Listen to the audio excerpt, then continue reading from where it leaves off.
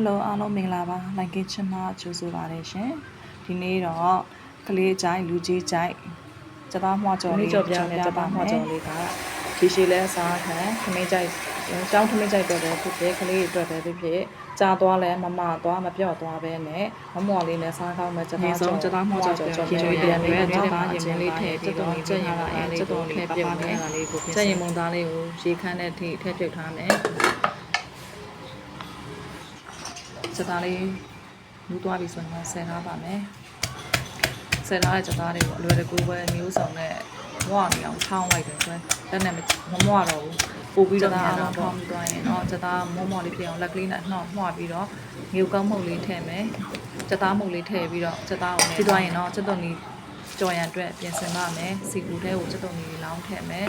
စက်တုံကြီးကိုရေးအေးနဲ့ခဏခဏမှွေပေးပြီးတော့ကြာကြီးကြော်မှသာစက်တုံကြီးကစက်တုံကြီးကြော်ရောင်လဲညီမယ်ရွာနေကြတော့အရန်စားကောင်းတဲ့စက်တုံကြီးကျွေးရင်စက်တုံကြီးဖြစ်ပါလေးကိုစက်တုံကြီးနဲ့စက်တုံပြိုဆယ်ပြီးတော့အေးခံထားပါမယ်ပြီးသွားရင်တော့